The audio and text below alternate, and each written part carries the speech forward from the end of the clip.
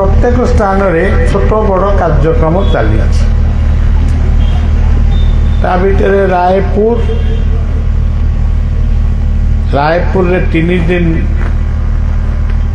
गीता और जगन्नाथ कथा कहबार सुजोग मिलला। तापरे आमे बरपल्ली संबलपुर यही कार्यक्रम शेष करी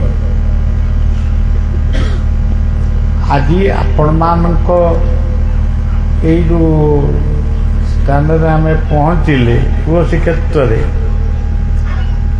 ये सब किसी प्रोग्राम भीतर नथिला, ये सब थिला टिके टिके विश्राम भीतर। आमे जीवा लंबा रास्ता प्रचंड शीतरे आमे जाइथिलु। आस्ते आस्ते शीत कमी जाई गरम अनुभूत होला बेलକୁ आमे फेरुछु। संपूर्ण क्लांति कथा कहवा कौन सी गोटे प्रवर्तन दबा एक माने ये सब माने पूरा माने संपूर्ण अनिच्छा सत्वरे केमती कौन विपद पदे कहीदे आम विश्राम नवा। तेणु सज्जन एठाकू आमे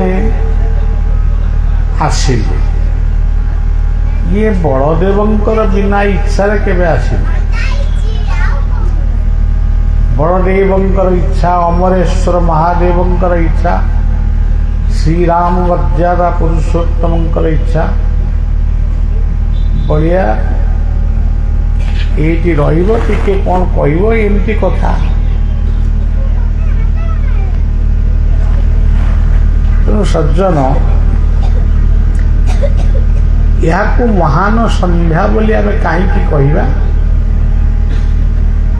सबु संध्यारे आमे सत्संग भली गोटे पवित्र तीर्थ आमे पाऊना। कारण आमर प्रमाण भी अच्छी, आम अनुभव भी करिचु। जेउठी सत्संग हुए सेठी तीर्थ माने आपे आपे आसी पहुँचती। आमे ताकू प्रमाण करिपारिबनी प्रत्यक्ष कि विश्वास कर बोली जबरदस्ती करिपारिबनी, किंतु आमे अनुभव करिचु तीर्थ माने सेठी पहुँचती। ये हूँ गोटे कथा। आउ गोटे कथा हूँ जो अंचल में गोटे सत्संग हुए से अंचल जो पितृपिता माने, अमोक्ष पितृपिता माने, अतृप्त पितृपिता माने से माने मध्य सेही स्थान रे आसी पहुँच आमे जानी पारुना, किंतु आमे अनुभव करिचु जे चढ़ई जेमती बोबांती से कौ चढ़ई बोबा मुझे कही पारुनी सेमती माने गोटे चे चे शब्द करी एपाखे भागवत पाठ हो गोटे पुष्करिणी कूल भागवत पाठ हो। भागवत पाठटी सरिला बेलू प्रत्येक दिन पूरा चे चे शब्द करी किसी चढ़ई मानकर प्रतिध्वनि शुभे। यही भाव प्रेतलोक अमोक्ष प्रेतलोक माने मुक्ति पाती, पितृलोक माने देवलोक को गमन करती, देवता माने से माने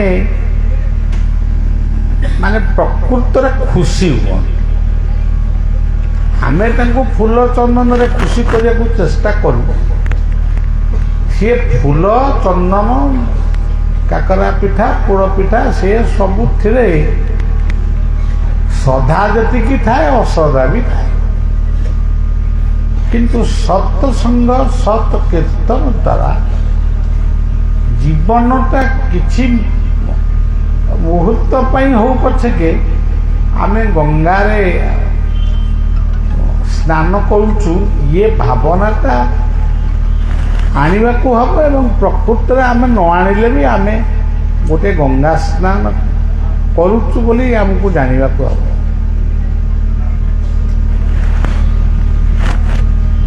ସତ୍ସଙ୍ଗର ମହିମା ସମ୍ପର୍କରେ ଭାରତର ଅନେକ ମହାପୁରୁଷମାନେ ବହୁତ କଥା ଲେଖିଛନ୍ତି, ବହୁତ କଥା। ସନ୍ଥ କବୀର, ଗୁରୁ ନାନକଙ୍କ ଠାରୁ ଗୁରୁ ଗୋବିନ୍ଦ ସିଂଙ୍କ ପର୍ଯ୍ୟନ୍ତ ଏବଂ ଓଡ଼ିଶାର ଯେଉଁ ଆମର ଓଡ଼ିଶାର କଥା କହିଲେ ପଞ୍ଚସଖା ମାନେ ଠାକୁର ଅଭିରାମ, ବାୟାରାମ, ବୈକୁଣ୍ଠ, ମଧୁସୂଦନ, ଯେଉଁମାନଙ୍କୁ ଆମେ ଅନ୍ତତଃ ଜାଣିଛୁ ମିଶିଛୁ, ସମସ୍ତେ ସତ୍ସଙ୍ଗକୁ ଗୁରୁତ୍ୱ ଆରୋପ କରିଛି ଏବଂ ଭାଗବତରେ ସେ ଲେଖିଛନ୍ତି ମଧ୍ୟ, ଏ ଜୀବ ସାଧୁ ସଙ୍ଗ ଲଭି ନପାରେ ମୋର। ସାଧୁ ସଙ୍ଗ ମାନେ ସତସଙ୍ଗ। ତୁଳସୀ କହିଲେ ବିନୁ ସତସଙ୍ଗ ବିବେକ ନ ହୋଇ, ରାମ କୃପା ବିନୁ ସୁଲଭ ରସ। श्री गुरु ब्रह्मानंद जय जय श्री राम, जय जय श्री राम, जय जय श्री राम।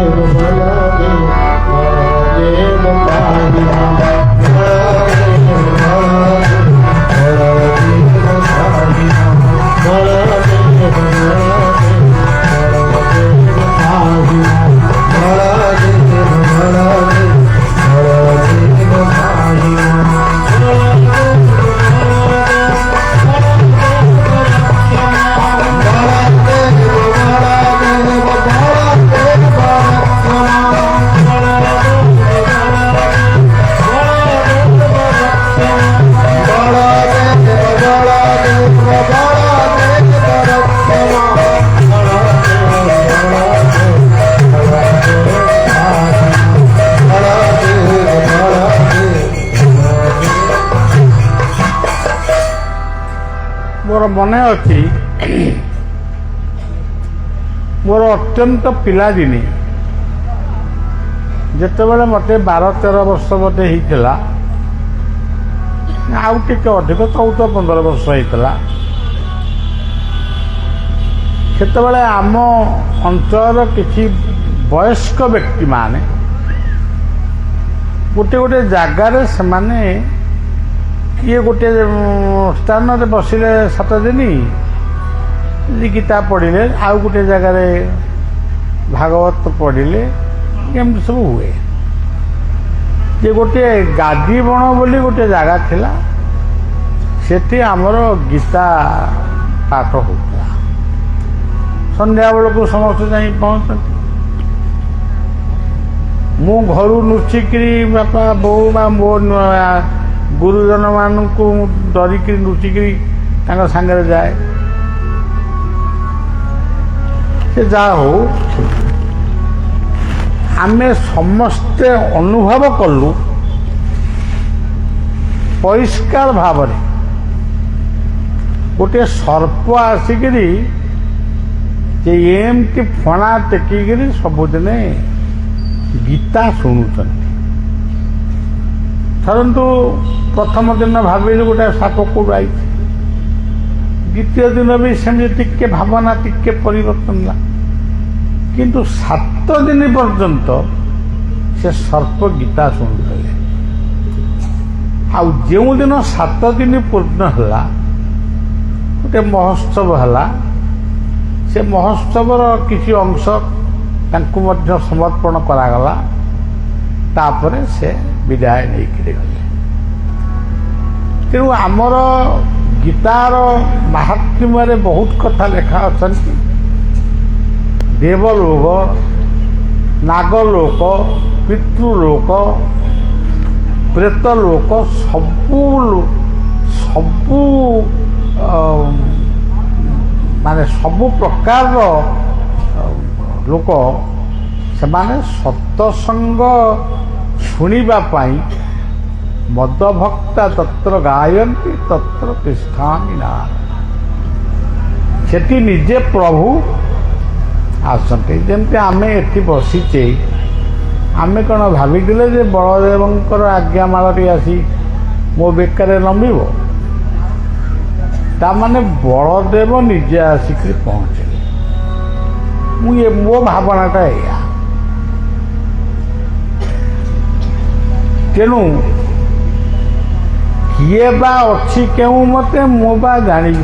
ଗୋଟେ ଭାଗବତ ଗୋଟେ ଭଲ ପଦ ଅଛି, ଯା ମାୟା ଦେବେ ଅଗୋଚର କାହୁଁ ଜାଣିବ ନରଥା। ତେଣୁ ଆମେ ସେ ନୀଳାକୁ କ'ଣ ବୁଝିବା? ହଁ, ବୁଝିବା ପାଇଁ ଆମେ ବହୁତ ପଣ୍ଡିତ ହେଇଯାଆନ୍ତୁ ଯେ, କିନ୍ତୁ ଆମକୁ ବୟସଟା ଆମକୁ କିଛି କରେଇ ରହୁଛି। ବୟସ ବଢ଼ିବା ସହିତ ଆମର କ୍ଳାନ୍ତି ବଢ଼ୁଛି ଏବଂ ଆମର ମନେ ପଡ଼ିଯାଉଛି ଆମେ ଆଉ କେତେ ଦିନ ଏ ଦୁନିଆରେ ରହିବା। ଯେଉଁ ଅଞ୍ଚଳରେ ଆମେ ବସିଛେ, 20 ବର୍ଷ ତଳେ 30 ବର୍ଷ ତଳେ ଆମେ ଯେଉଁମାନଙ୍କୁ ଦେଖିଥିଲୁ, ଆଜି ସେମାନେ କେହି ନାହାନ୍ତି। ଆଉ 20 ବର୍ଷ ପରେ ଆମେ ବି ଥିବୁ କି ନାହିଁ ସନ୍ଦେହ। ଯଦି ବି ଥାଉ ଆସୁ, ଆହୁରି ଅନେକ ବି ନଥିବେ କିମ୍ବା ଥିବେ। ତେଣୁ ସଜ୍ଜନ, ଯାହା ଆମର ମହାପୁରୁଷମାନେ କହିଛନ୍ତି, ସର୍ବେ ଚଳିବେ କାଳ ବଳେ ଯଶ ରହିବ ମହିତଳେ। କିନ୍ତୁ ଆମେ ଯଶ ରଖିବା ପାଇଁ କେହି ଚାହୁଁ, ଅର୍ଥ ରଖିବା ପାଇଁ ଆମେ ଯେତିକି ସଂଗ୍ରାମ କରିପାରୁଛୁ, ଯଶ ରଖିବା ପାଇଁ ଆମର ସଂଗ୍ରାମ ବୋଧେ ପ୍ରାୟତଃ ନାହିଁ। ସମସ୍ତଙ୍କର ନୁହେଁ, କିଛି ଲୋକ। ଅର୍ଥ କମେଇବୁ, କୋଠା ବନେଇବୁ, ମାନେ ଏମିତି ସବୁ କରି ଏଠି କୋଠା ସେଠି କୋଠା ସେଠି କୋଠା, ସୁନା ମଧ୍ୟ ରଖିବୁ। ଏତେ ସୁନା ଯେ ଆଉ କହିବା କଥା ନାହିଁ। ଏଗୁଡ଼ାକ ଦେଖିଲେ ଏମିତି ମନେ ପଡ଼େ, ଏଗୁଡ଼ା କ'ଣ କରିବେ, ଆକୁ କେମିତି ଆକୁ ପାଇଖାନା, ଆମର କମ୍ବଡ଼ ପାଇଖାନା ଟାଙ୍କିରୁ ବି ପଇସା ବାହାରୁଛି। ଇଏ କାଳେ ଭାରତବର୍ଷ, ସ୍ୱର୍ଣ୍ଣ ପଶୁ ଭାରତ, ସାଧୁସନ୍ଥର ଦେଶ। ପୃଥିବୀରେ ଆଉ କୌଣସି ଦେଶ ନାହିଁ ଯେଉଁ ଦେଶକୁ ସାଧୁସନ୍ଥର ଦେଶ ବୋଲି କୁହାଯାଏ। ଏସିଆ ମହାଦେଶର ଏଇ ଯେଉଁ ଭାରତବର୍ଷ, ଇଏ ସାଧୁସନ୍ଥଙ୍କର ଦେଶ।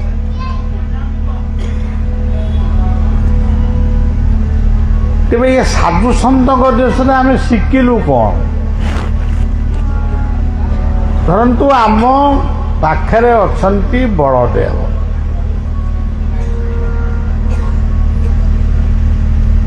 ଆମେ ଗଲୁ ରସାବଳି ଖାଇଲୁ, ଭୋଗ କଲୁ। ଗୋଟେ କ'ଣ ପିଠା ଗୋଟେ ହୁଏ, ମନେ ପଡ଼ୁନି, ପୋଟଳି ପିଠା ଖାଇଲୁ, ରସାବଳି ଖାଇଲୁ, ଆଉ ପ୍ରସାଦ ଖେଚୁଡ଼ି ପାଇଲୁ ଆଇଲୁ। ଏଇଆ କ'ଣ ବଳଦେବ?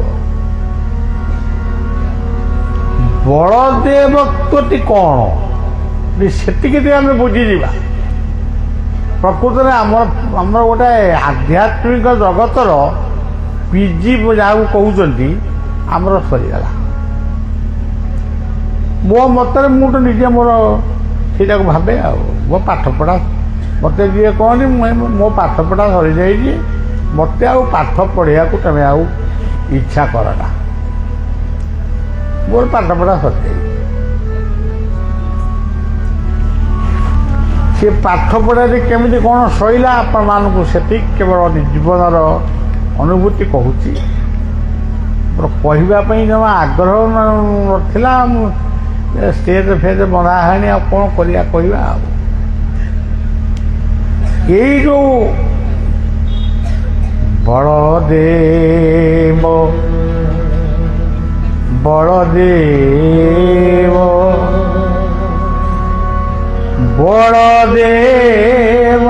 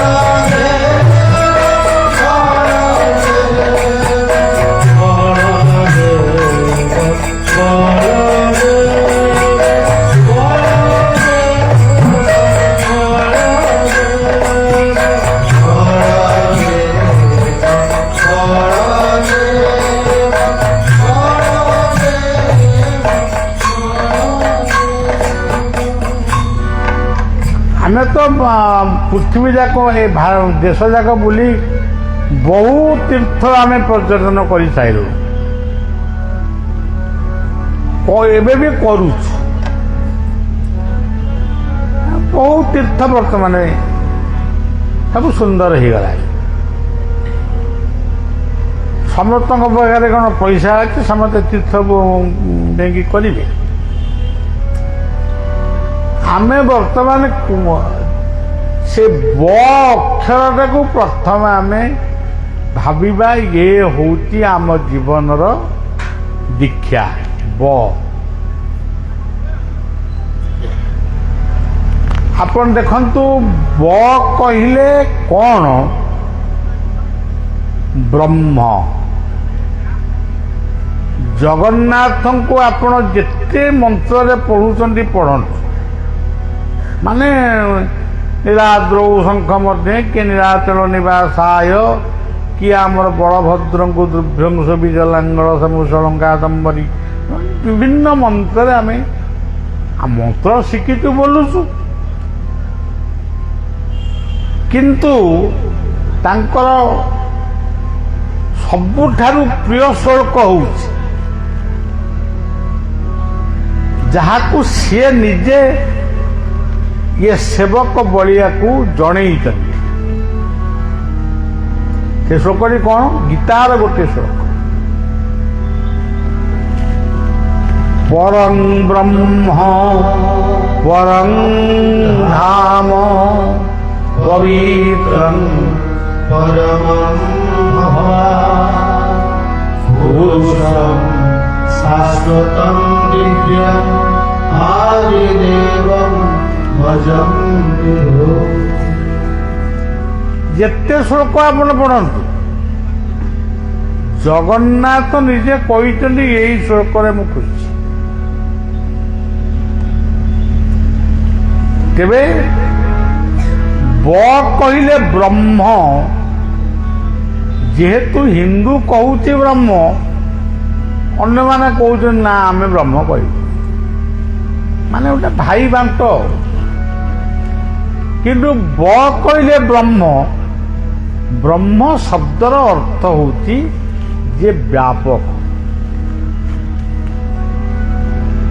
ଯାହାର ଆଦି ଅନ୍ତ ଆମେ କିଛି ପାଉ। ତେବେ ବ କହିଲେ ବ୍ରହ୍ମ, ଭାଗବତ କହିଲେ ପ୍ରଥମେ ଏକ ବ୍ରହ୍ମ ଥିଲା। ଭାଗବତ କହିଲେ ପ୍ରଥମେ ଏକ ବ୍ରହ୍ମ ଥିଲା, ଦ୍ୱିତୀୟ ପ୍ରକୃତି ହୋଇଲା। ତେଣୁ ବ୍ରହ୍ମ ଆଉ ପ୍ରକୃତିର ସଂଯୋଗରେ ଏ ସୃଷ୍ଟି ଉତ୍ପନ୍ନ ହେଲା।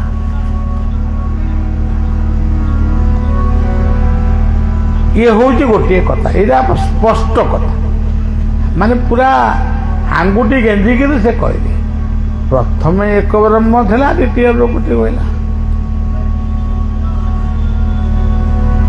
ପ୍ରକୃତି ଠାରୁ ଆତ୍ମା ଜାତ, ଯୋଉଟା ଆମ ଭିତରେ ଅଛି, ପ୍ରତ୍ୟେକ ଜୀବ ଭିତରେ ଯୋଉ ଆତ୍ମା ଅଛି, ଆତ୍ମାଟା ଆମ ଭିତରେ ଅଛି, ସେ ନୁହେଁ ମାୟାରେ ମୋହିତ। ଏ ଦେହଟା କେବଳ ମାୟାରେ ଅଛି, ଆତ୍ମାର କିଛି ଆବଶ୍ୟକ। ମୁଁ ସେ ସମ୍ପର୍କରେ ଶ୍ଳୋକ ଫ୍ଲୋକ କହିବାକୁ ମୁଁ ଚାହୁଁନି। ଏଠି ପଣ୍ଡିତ ମାନେ ବି ଅଛନ୍ତି, ଆମର ମୁରବୀ ମାନେ ଅଛନ୍ତି, ଯେଉଁମାନେ ମାନେ ଭଲ ଜ୍ଞାନୀ ଗୁଣୀ ଲୋକ ଅଛନ୍ତି। ସବୁବେଳେ ଆମେ ନିଜେ ଗୋଟେ କ'ଣ କି ପଣ୍ଡିତ ଯେ କ'ଣ କହିବୁ ଆମେ। ବ କହିଲେ ବସୁଦ୍ଧା, ଯାହାକୁ କୁହାଯାଇଛି ବସୁଧୈବ କୁଟୁମ୍ବକମ୍। ଏମିତିଆ ଗୋଟିଏ ଧାଡ଼ି ମତେ କିଏ କୋଉଠି ଆଉ ଲେଖା ହେଇଛି, ମତେ ଟିକେ ଦେଖେଇଦେଲେ ମୁଁ ବି ଯାଇକି ଟିକେ ଦଣ୍ଡବତ ହେଇକି ଆସିବି। ହୟୋବେତି ନିଜ ପରମ ଗଣନାଂ ଲଘୁଚେତସାମ୍ ଉଦାର ଚରିତ ନାନ୍ତୁ ବସୁଧୈବ। ପୃଥିବୀ ଆମର ପରିବାର, ଇଏ କଥା ଆଉ ମୁଁ ଦେଖିଛି ସନାତନ ଧର୍ମର ଉପନିଷଦୀୟ ଶାସ୍ତ୍ରରେ। ଆଉ କୋଉଠି କିଏ ଦେଖିଥିବେ? ଆଉ କହିଲେ ଆମେ ସିନା ବୁଝିବୁ। କାଳେ ବର୍ଷନ୍ତୁ ପର୍ଜନ୍ୟ ପୃଥିବୀ ଶସ୍ୟଶାଳିନୀ। ଭାରତ ଶସ୍ୟଶାଳିନୀ କି ଉତ୍କଳ ଶସ୍ୟଶାଳିନୀ କୁହାଇନି, କାଳେ ବର୍ଷନ୍ତୁ ପର୍ଜନ୍ୟ ପୃଥିବୀ ଶସ୍ୟଶାଳୀ। ଏମିତିଆ କଥାଟା ଆଉ କୋଉଠି ଲେଖା ହେଇଛି? ମତେ କାହିଁକି ମୁଁ କୋଉଠି ଦେଖିନି। ଆଉ ଗୋଟେ ଜାଗାରେ କୁହାହେଇଛି ସ୍ୱସ୍ତି ପ୍ରଜାଭ୍ୟ ପରିପାଳୟନ୍ତୁ ନାୟେନ ମାର୍ଗେନ ମହି ମହିଷା। ସମଗ୍ର ପୃଥିବୀ ପାଇଁ କୁହାଯାଏ। ତେଣୁ ମୋ ଦେଶ ମହାନ, ମୋ ଧର୍ମ ମହାନ, ମୋର ଇଷ୍ଟ ମଧ୍ୟ ମହାନ। ବ କହିଲେ ବସୁଦ୍ଧା। ଇଏ ପୃଥିବୀରେ ଯିଏ ଯେତେ ବଡ଼ ଦେଶ ଲୋକମାନେ ବହୁତ ବଡ଼ ବଡ଼ କଥା ତ କହୁଛନ୍ତି ସେମାନେ। ଆମ ଆଶ୍ରମକୁ ଗୋଟେ ଦର୍ଶନ ସିଂ ବୋଲି ଗୋଟେ ଲୋକ ଆଇଥିଲା, ସେ 4-5ଟା ଖଣ୍ଡେ ମର୍ଡର କରିକି ଯାଇଥିଲା। 4-5 ଖଣ୍ଡେ ବେଶୀ 7-8ଟା ଖଣ୍ଡେ। ତାକୁ ଗୋଟେ କିଏ ପରାମର୍ଶ ଦେଇଥିଲା ବଳା ବାବାଙ୍କ ପାଖକୁ। ଆଉ ସେ ଏଠି ନାଁ ବଦଳେଇକି ମୋ ପାଖରେ କିଛି ଦିନ ଥିଲା ଏବଂ ଧୀରେ ଧୀରେ ସେ ସତ୍ୟ ସବୁ ମାନିଦେଲା। ଏତେ ଲୋକଙ୍କୁ ସେ ମର୍ଡର କରିବା ଲୋକ, ଗୋଟେ 82 ମସିହା କି 84 ମସିହାରେ ଗୋଟେ ବାତ୍ୟା ଆମର ହେଇଥିଲା, ସେ ବାତ୍ୟାରେ ଗୋଟେ ଚାଳ ଘର ଭାଙ୍ଗି ପାରିଲା, ଗୋଟେ ବିରୁଡ଼ି ବସାଟା ସେଠି ଭାଙ୍ଗି ପାରିଲା। ସେ ବିରୁଡ଼ି ଗୁଡ଼ାକ ଦେଖିନଥିଲା, ସିଏ ତା ଦେହରେ ଯାଇକି କ'ଣ କାଟି ଫାଟି ଗେଞ୍ଜି ଦେଲା କି କ'ଣ କଲା। ସେ ଗୋଟାଏ ଆସିକିରି ତା ନାକ ଅଗରେ ମାରିଦେଇ ପଳେଇଲା। ସିଏ ଗଲା କାନ୍ଦି ବୋବେଇ, ଏକ ସିଡ଼ି ଆକର ଆମକୁ ମାର୍କେ ଭାଗ୍ୟା। ମୁଁ ତାଙ୍କୁ ସେଇଠି କହିଥିଲି, ଦର୍ଶନ ସିଂ, ଜୀବନରେ କେତେ ଲୋକଙ୍କୁ ମାରିଛ, କିନ୍ତୁ ଜୀବନରେ ତମେ ଏତେ ଲୋକଙ୍କୁ ମାରିପାରିଲ, କିନ୍ତୁ ଗୋଟେ ଛୋଟିଆ ପକ୍ଷୀ ବା ଗୋଟେ ବିରୁଡ଼ି ସେ ତମ ନାକ ଅଗରେ ଆସିକି ମାରିଦେଇକିରି ଗଲା, তুমি ତାର କିଛି କରିପାରିଲନି। ତେଣୁ ମୁଁ ତାଙ୍କୁ କହିଥିଲି ଓଡ଼ିଆରେ, ଓଡ଼ିଆ କବିଙ୍କର କଥା, ଇଚ୍ଛନ୍ତି ଦାମ୍ଭିକେ ରଖିବାକୁ ହସ୍ତେ, ସମସ୍ତଙ୍କ ଭାଗ୍ୟ ଦୋରି ନିଜ ଭାଗ୍ୟ ଦୋରି କାଳ ହସ୍ତେ ବୋଲି ହେଳେ ପକା। ସେ ସେଇଥିରେ ପରିବର୍ତ୍ତନ ହେଇ ପୁରୀ ଶ୍ରୀକ୍ଷେତ୍ରକୁ ଯାଇ ଲଣ୍ଡିତ ମସ୍ତକ ହେଇ ମାନେ ସବୁ ପ୍ରାୟଶ୍ଚିତ କରି ସେ ମଧ୍ୟ ଜୀବନରେ ବୈଷ୍ଣବ ଧର୍ମରେ ଦୀକ୍ଷିତ ହୋଇଥିଲା। ତାପରେ ଯେତେବେଳେ ପୁଣି ନିଜ ସ୍ଥାନକୁ ପଳେଇଲା, ତାର ପୁରୁଣା ଶତ୍ରୁମାନେ ତାକୁ ପୁଣି ମର୍ଡର କରିଦେଲେ। ତେଣୁ ବ କହିଲେ ବସୁଦ୍ଧା, ये वसुधा को छाड़िकी कौटी गोटे कौ धर्म किए सृष्टि करती आपण कहले। जिते धर्म पृथ्वी रे आज सृष्टि होती, ये ब को छाड़िकी वसुधा को छाड़िकी कौन शून्य रे किए धर्म सृष्टि करी। जड़े जड़े कहती आम अमुक ठाकुर भोग खाइबू नहीं, धमक ठाकुर भोग कौटी के खाई देखीच, तमें भोग खाऊना कि ना ना आम भोग खाऊना, कौना आम देवी देवता भोग खाऊना। बोले आम देवी तो हेले पृथ्वी, तुम्हें आज कौन खाइच, जो भात डाली तरकारी खाइच, आमर ही देवी देती। तुम आज जो पानी पीच, जो भात रांधिल, सबू जाक आमरी देवी देवता। तुम जब आम देवी देवता भोग न खाइब, तुम आउ गोटे देवी देवता सृष्टि कल, तुम से रोषे करेंगे, तुम से तुमको पानी देवे। यही भाया सबू अंगुली देखे ये से कही आज पवित्र सनातन धर्मटी दुर्बल हो जाइनी, किंतु बहु बहु भागरे विभक्त हो जाइछि।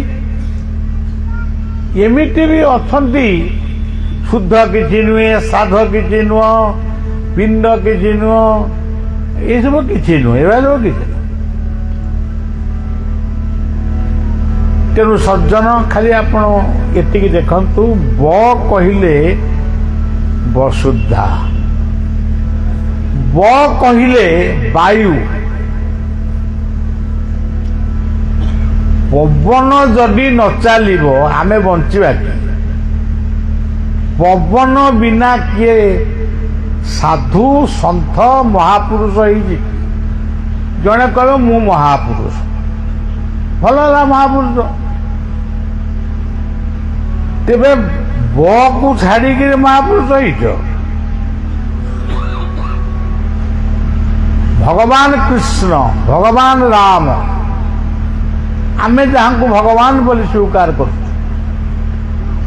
से माने कौन ब को छाड़िकी कृष्ण के राम ही ब कहिले वायु, जेतेबेले विश्वरूप देखाला कृष्ण देखले, तो अर्जुन छानिया होकर कौन पड़ा, বায়ুর্যমগ্নি বরুণ শশাঙ্ক প্রজাপতি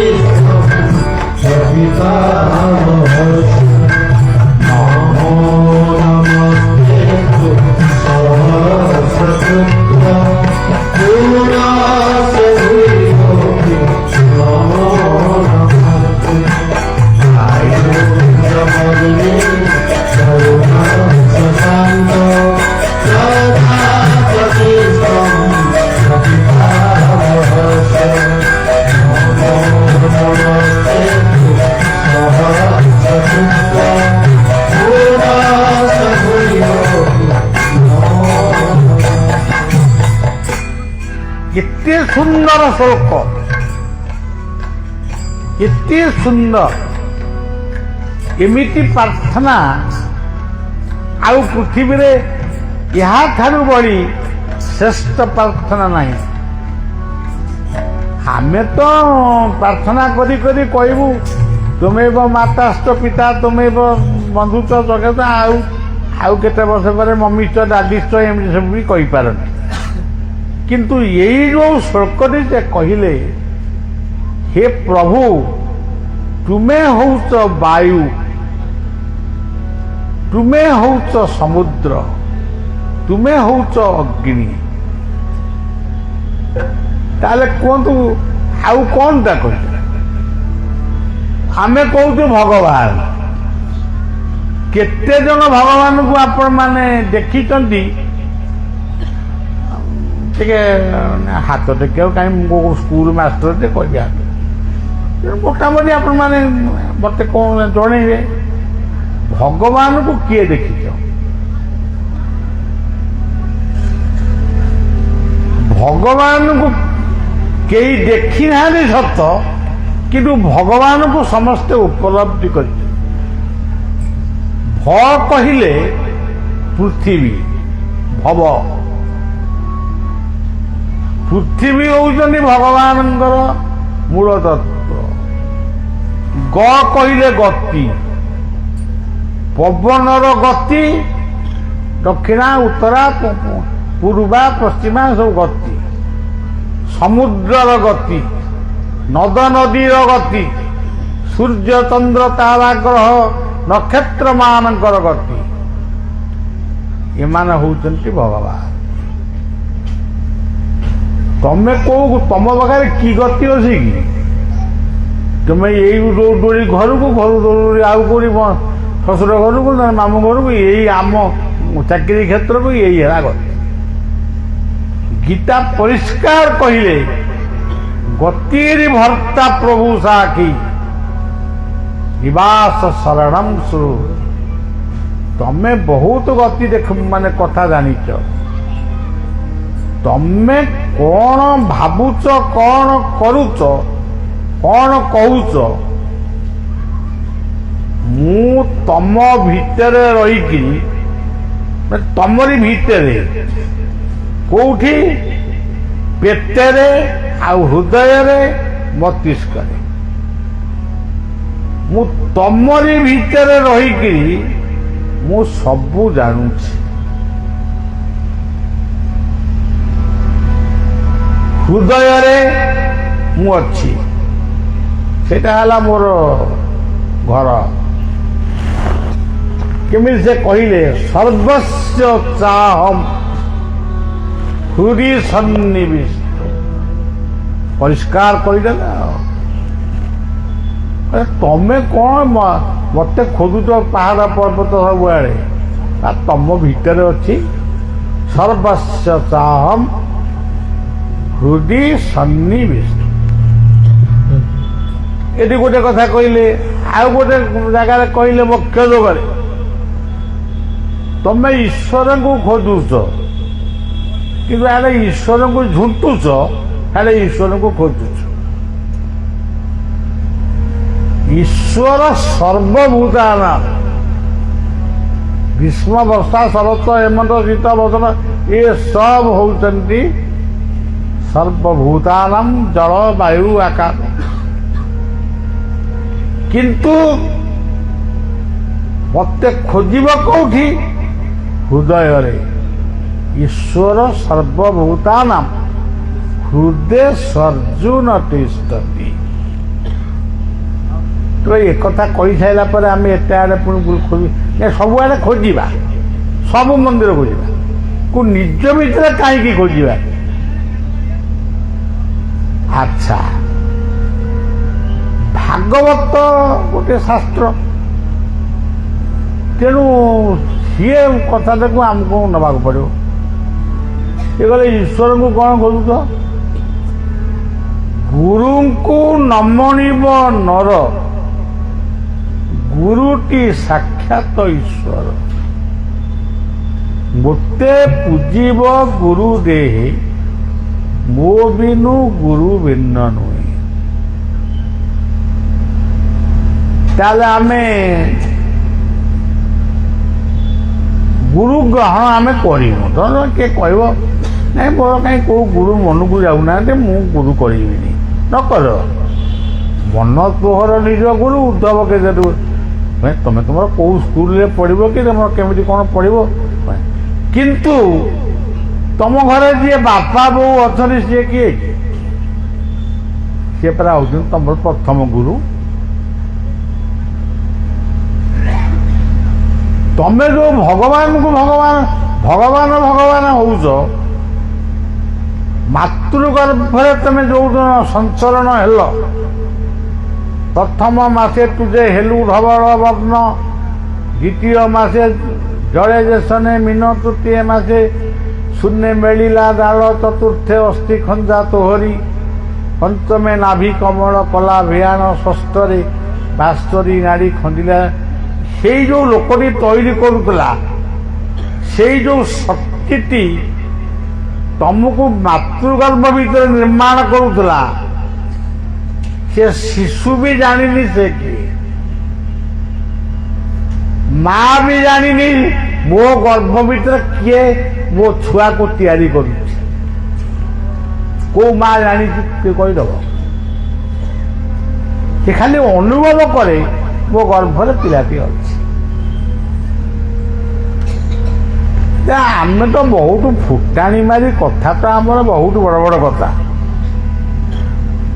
କିନ୍ତୁ ଆମ ଭିତରେ କିଏ ଆମକୁ ଗଢ଼ିଥିଲା, ସିଏ କିଏ ତାକୁ ଆମେ ଜାଣିଲୁ। ତାକୁ ଆମ ମହାପୁରୁଷ ମାନେ ଜାଣିଲେ, ସିଏ ସିଧା କହିଦେଲେ, ସେ କାହିଁ ମିଛ କହିବାକୁ ଯିବେ? ଯେଉଁ ବିନ୍ଧାଣିଟି ତୋତେ କଲା ନିର୍ମାଣ, ସେଇ ତ ଘଟେ ରହିଲା ଏହା ତୁ ଜାଣ। ଯିଏ ତତେ ତୈରି କଲା ସେଇ ତ ଭିତରେ ଅଛି। এইଭଳି କଥା ଆମର ତ ବହୁତ କଥା। ତେବେ ବ କହିଲେ ବସୁଧା, ବ କହିଲେ ବାୟୁ,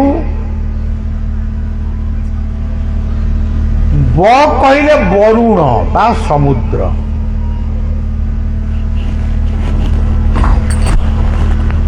ସମୁଦ୍ର ପାଇଁ ବର୍ଷା ବର୍ଷେ, ନଦ ନଦୀ ଝରଣା ମୂଳ ଜାଗା ହେଉଛି ସମୁଦ୍ର। ଗୀତାରେ କହିଲେ ଯଥା ନଦୀ ନାଂ ବହବମ୍ବ ବେଗା ସମୁଦ୍ରମେବାଭିମୁଖା। ଭାଗବତରେ କହିଲେ ଦେଖ ଯେତେ ନଦ ନଦୀ ପ୍ରବାହେ ମିଳନ୍ତି ଜଳଧି। ଏସବୁ କଥା। ତାହେଲେ କେତେ ପ୍ରକାରର କହିଲେ ଆମେ ବୁଝିବା? ଆଜି ବି ଆପଣମାନେ ଏଇଠି ବସିଛନ୍ତି, ଏଇ ସବୁ କଥା ଶୁଣିକିରି ଗଲେ, କାଲି ଯଦି ଶୁଣିବେ ସେ ଅମୁକ ଜାଗାରେ ଗୋଟେ କିଏ ହୁକୁମ କରୁଛି କି କ'ଣ ଗୋଟେ ଫୁଙ୍କି ଦେଲେ ମାନେ ରୋଗ ପଳେଇ ଯାଉଛି, ଆପଣଙ୍କ କ'ଣ ଆଉ କାଲି ଯଦି ମୁଁ ଏଠି ସଭାରେ ଥିବି ଆଉ କ'ଣ ଏତେ ଲୋକ ଆସିବେ? ଆଉ 10-15 ଜଣ ବସିଥିବେ ନା, ଆଉ ସବୁ ସେ ଫୁଙ୍କା ପାଖକୁ ଚାଲିଲେ। ଆଉ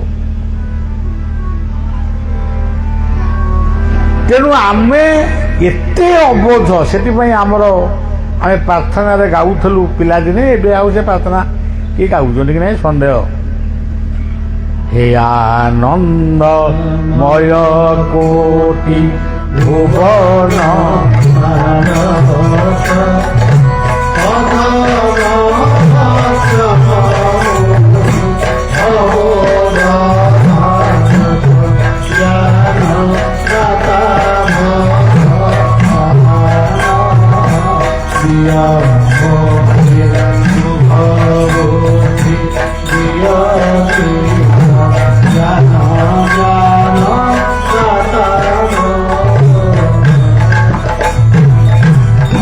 ଆମେ ସମ୍ପୂର୍ଣ୍ଣ ଭାବରେ ଅବୁଝା।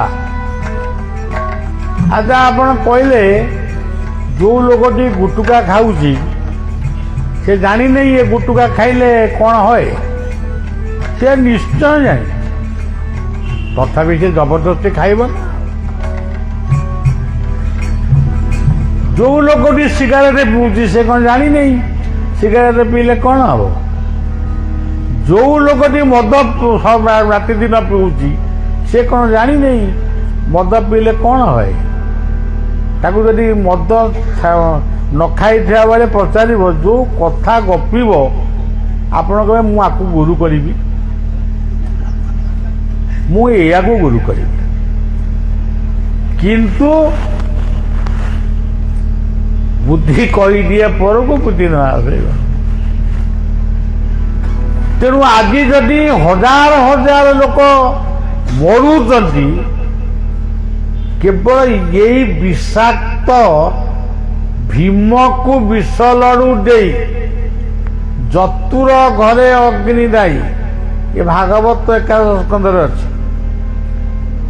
ବର୍ତ୍ତମାନ ଆମ ଭଳିଆ ଭୀମକୁ ଜବରଦସ୍ତି ଦୁର୍ଯ୍ୟୋଧନ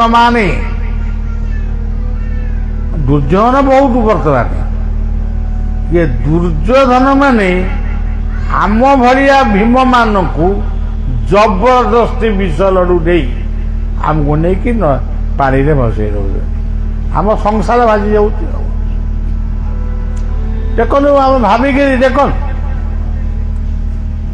ବିଷ ଲଡୁ ଆମକୁ ଆଉ କେମିତି ଦିଆଯାନ୍ତା? ପରିବାରରେ ବିଷ, ଚାଷରେ ବିଷ, ପଇଡ଼ ପାଣି ଗୋଟା ବାହାରିଛି, ତା ଦେହରେ ବି ଡୁପ୍ଲିକେଟ୍ ବାହାରିଲା। ଆଚ୍ଛା, ସବୁଥିରେ ତ ବିଷ, ଆଉ ଯୋଉଟା ବିଷ ସେଇ ଗୋଟାକ ବର୍ତ୍ତମାନ କାଳେ ଆମକୁ ରାଜସ୍ୱ ଦବ। ତେଣୁ ଥାନା ଆଗରେ ବି ମଦ ଦୋକାନ ହେଇପାରେ, ବିଦ୍ୟାଳୟ ଆଗରେ ମଦ ଦୋକାନ, ଆଉ ସେ ଯୋଉ ମାଳ, ଶ୍ରୀ ବଳଦେବଙ୍କ ମାଳ ତ ଏତିକି, କିନ୍ତୁ ସେ ଯୋଉ ଦୋକାନ ମାନଙ୍କରେ ଯୋଉ ମାଳ ସବୁ ଥୁଆ ହେଇଛି, ଆରେ ବାବା ରେ ବାବା।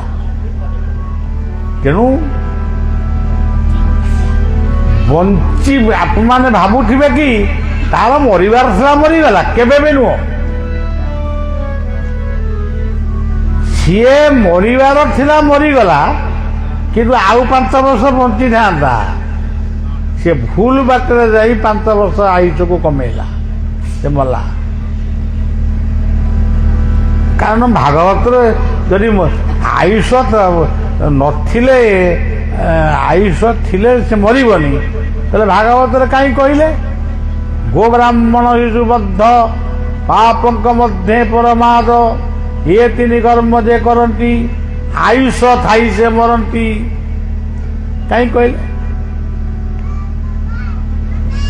ସେଇଭଳି ଭାବରେ ଆମକୁ ବିଚାର କରିବାକୁ ପଡ଼ିବ।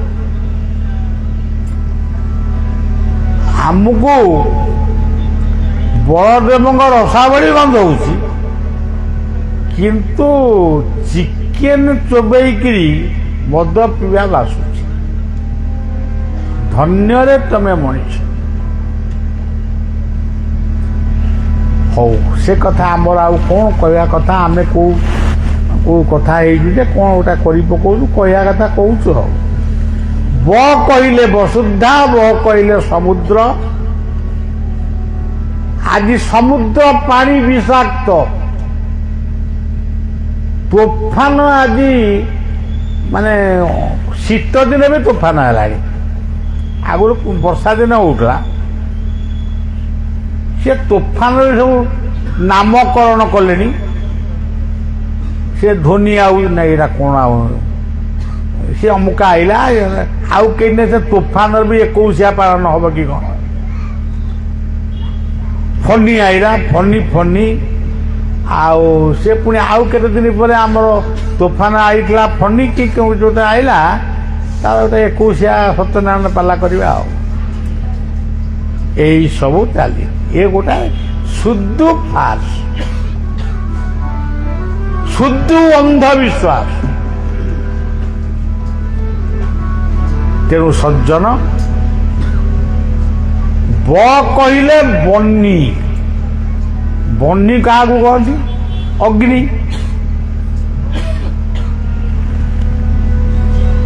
ଠାକୁର ହୃଦୟରେ ଅଛନ୍ତି କହିଲେ ପୁଣି ଅଗ୍ନି ରୂପରେ ଅଛନ୍ତି ଗୀତାରେ କହୁଛନ୍ତି। ମୁଁ ଏକଥା କହୁନି, ଗୀତା କହୁଛନ୍ତି। ପାକସ୍ଥଳୀ ଭିତରେ ମୁଁ ଅଛି ଅର୍ଜୁନ, ଅହଂ ବୈଶ୍ୱାନରା ଭୂତ୍ୱା ପ୍ରାଣୀ ନାମ ଦେହମାସ। ମୁଁ ତମ ଜଠରାଗ୍ନି ଭିତରେ ରହି ସବୁ ପ୍ରକାର ଖାଦ୍ୟକୁ ହଜମ କରୁଛି। ଅଗ୍ନି କହିଲେ ଇଏ ଯୋଉ ଜଳୁଛି ଇଏ ବି ଅଗ୍ନି। ଆମେ ଯେତେବେଳେ କାଠ ଜାଳୁଥିଲୁ, ଘଷି ଜାଳୁଥିଲୁ, ଗୁଣ୍ଡା ଜାଳୁଥିଲୁ, ସିଏ ବି ଯୋଉ ଅଗ୍ନି ଇଏ ବି ସେଇ ଅଗ୍ନି। ଆଚ୍ଛା, ଆମେ ଶୁଣିଥିଲୁ କ'ଣ ଏବେ ବି ଶୁଣୁଛୁ। ମୋ ପିଲାଦିନୁ ବି ଶୁଣୁଛି ବଳଦେବ କାଳେ ରାଜା ହେବେ,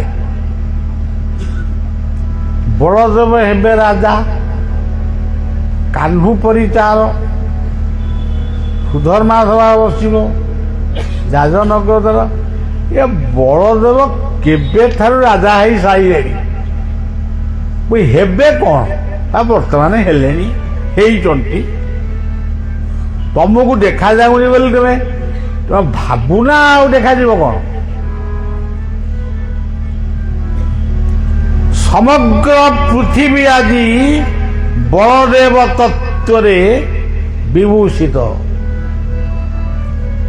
ଏଇଟା କେନ୍ଦ୍ରାପଡ଼ା ଜିଲ୍ଲା, ଏ ହଉଛି ଶିକ୍ଷାବିତ ଅଞ୍ଚଳ, ମୋ ଅଞ୍ଚଳ ଏଇଟା। ଆମେ ସିନା ଏବେ ଗୁଡ଼ା ଜଗତସିଂହପୁରିଆ ହେଇଯାଇଛୁ, ନହେଲେ ଆମେ ସମସ୍ତେ କଟିକିଆ ନା ଆଉ କ'ଣ। ତେଣୁ ଆମକୁ ଭାବିବାକୁ ପଡ଼ିବ ଯେ ବଳଦେବ ହେବେ ରାଜା, ସେ କେବେଠାରୁ ହେଇସାରିଲେଣି। ଆଜି ସମଗ୍ର ପୃଥିବୀ electronic power, AC, TV, fan, computer, ଯୋଉ ମାନେ ରେଳ ଚାଲିଛି, ରେଳ ଆଗରୁ କୋଇଲାରେ ଚାଲୁଥିଲା, ରେଳ ଚାଲିଛି ବର୍ତ୍ତମାନ। ଆଉ ସବୁ କେତେ କଥା କ'ଣ ସବୁ, ପୁଣି ସୂର୍ଯ୍ୟଙ୍କ ରଶ୍ମିରେ ସବୁ କେତେ କଥା ବି, ଗାଡ଼ି ବସ ଫସ ବି ଚାଲିଲାଣି ସୂର୍ଯ୍ୟଙ୍କ ରଶ୍ମିରେ। ସୂର୍ଯ୍ୟ କିଏ କି? ସୂର୍ଯ୍ୟ ହେଉଛନ୍ତି ଅଗ୍ନିଙ୍କର ଅବତାର।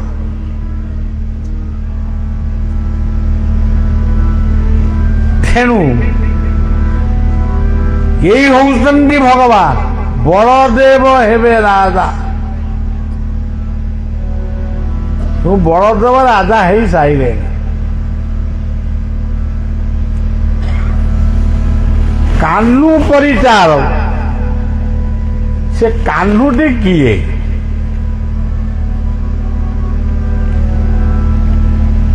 କାହ୍ନୁଙ୍କର କାହ୍ନୁ ଶବ୍ଦଟି କୋଉଠି ସୃଷ୍ଟି ହେଇଥିଲା? ଗୋପପୁରରେ ସୃଷ୍ଟି ହେଇଥିଲା।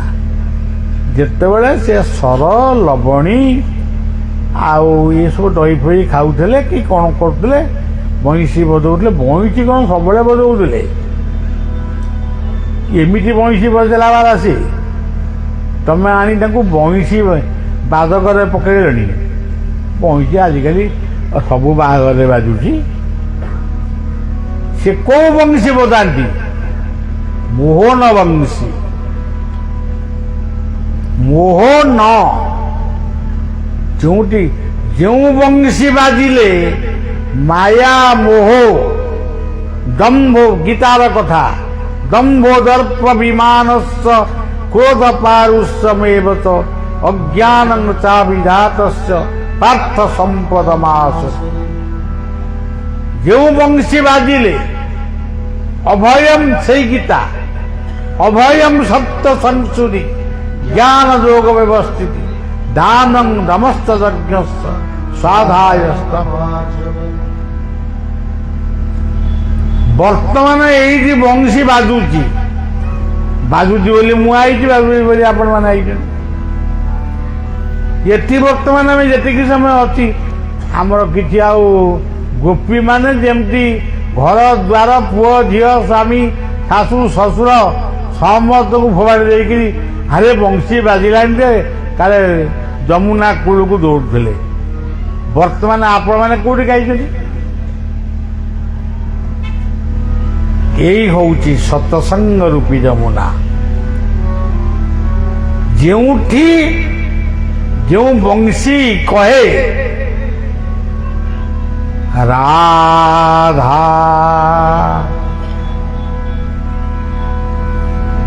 ତାକୁ ଆଉ କିଛି ଶବ୍ଦ ନା, ଆରେ କେତେ ସୁନ୍ଦର ସୁନ୍ଦର ଗୀତ ଆଜିକାଲି ବାହାରିଲାଣି। ନରେନ୍ଦ୍ର ପୋଖରୀରୁ ପାଣି କ'ଣ, ମଥାରେ ମୋ କ'ଣ ପାଣି, ହାତରେ କ'ଣ ମୁଠା ମୁଠା ଶ୍ରଦ୍ଧା ବାଲି, ନରେନ୍ଦ୍ରର ପାଣି ମଥାରୁ ଧରି, ଏତେ ସୁନ୍ଦର ସ୍ୱର ସବୁ ବୋଲିଲେଣି। ତମେ ଗୋଟେ କୃଷ୍ଣ ଆସିକି ଦୁନିଆକୁ ଆଇଥିଲା ଖାଲି ରାଧା ରାଧା, ଇଏ ଗୋଟା କି କଥା? ତାହେଲେ ତମକୁ ବଂଶୀ ଭଲ ବଜେଇ ଆସେନି? ତମେ କିଛି ଜାଣିନା? ହିନ୍ଦୀ ଫିଲ୍ମ ଗୀତରୁ ଗୋଟେ ବଜଉନା, ବଜେଇଲନି? ରାଧା କିଏ? ଆରାଧୟତି ଇତି ରାଧା।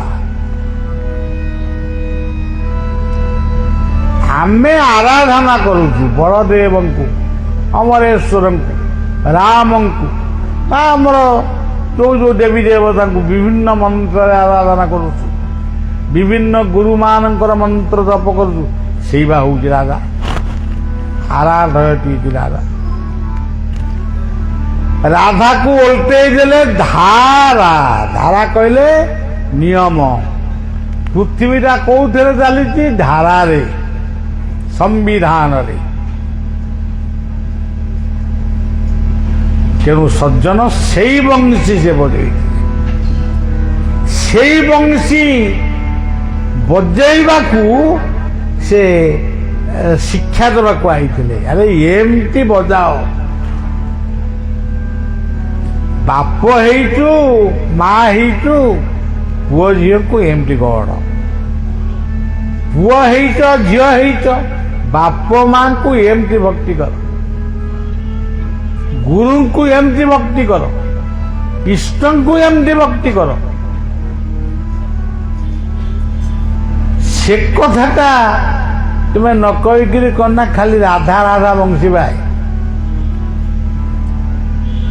ତେଣୁ ସଜ୍ଜନ, ଆମେ ଗୋପୀ ହେଇ ପାରୁନୁ ବୋଲି ଆମେ କୃଷ୍ଣଙ୍କର କୃଷ୍ଣତ୍ୱକୁ ଜାଣିପାରୁ। ବଳଦେବ ଯଦି କୃଷ୍ଣ ନୁହଁନ୍ତି, ରସାବଳି କାହିଁ ଖାଉଛନ୍ତି? ସେ ଯୋଉ ଜାଗାରେ ଥିଲେ ତାଙ୍କ ନାଁ କାହିଁ ସଖୀ ବଟ ହେଇଛି? ତେଣୁ ଏଠି ବଳଦେବ କୃଷ୍ଣ,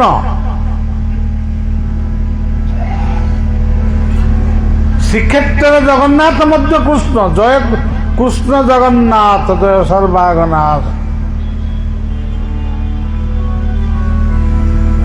ବ କହିଲେ ବସୁଧା, ବ କହିଲେ ଅଗ୍ନି, ବ କହିଲେ ବରୁଣ ସମୁଦ୍ର, ବ କହିଲେ ବ୍ୟାମ ବା ଆକାଶ।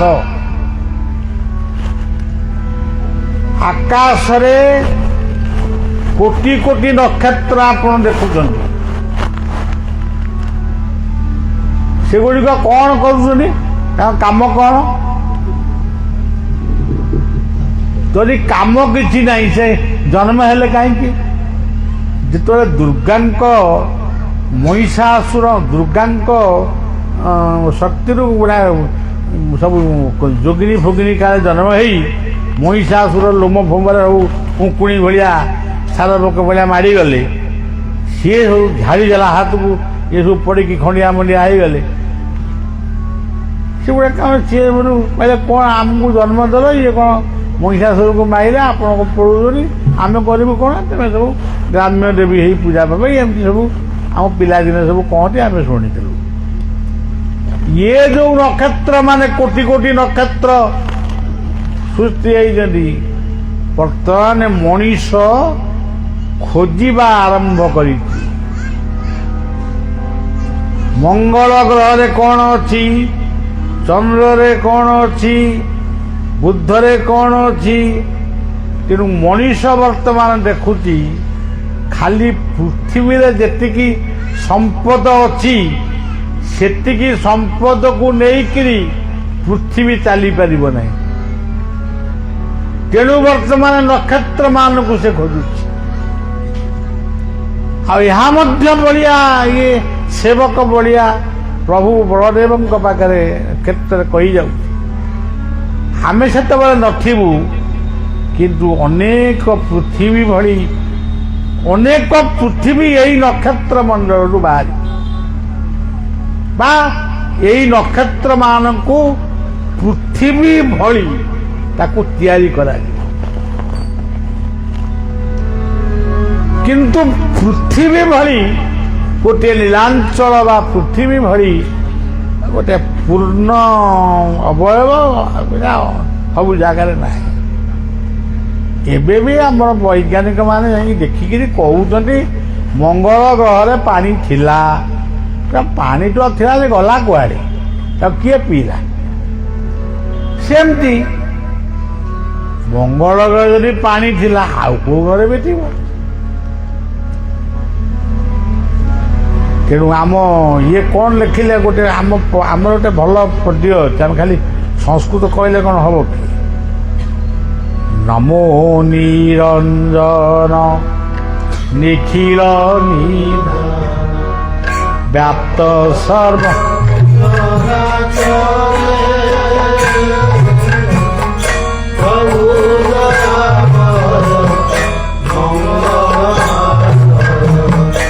ଜୟ ଜୟ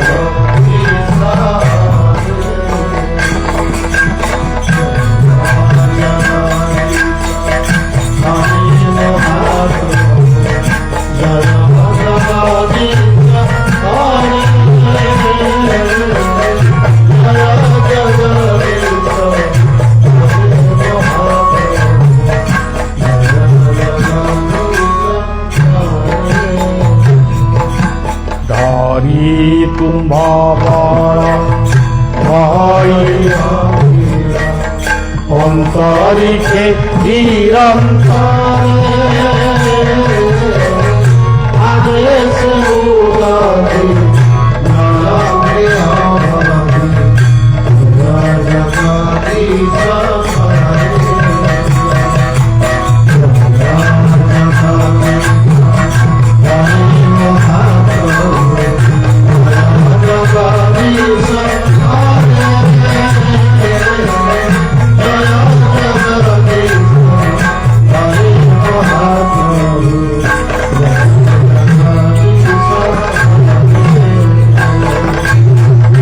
ଆମ ସାହିତ୍ୟିକଙ୍କ ଆଉ ବୋଲିବୁ ନା କ'ଣ? ଆଚ୍ଛା, ଆଉ ତୁମେ ଯଦି ବୋଲୁଛ ବୋଲ, ମୁଁ ବସିକି 5-10 ମିନିଟ୍ ହବ। ଆଚ୍ଛା, ଆମ ସାହିତ୍ୟିକଙ୍କ ଲେଖନୀ ମୁନରେ ବି ତତ୍ତ୍ୱଟି ଆସିଛି। ଧରି ତୁମ୍ଭ ବଳ ବହଇ ଅନିଳ ଅନ୍ତରିକ୍ଷେ ନିରନ୍ତরে আদেশে উদধি নলঙ্ঘে অবধি জয় জগদীশ।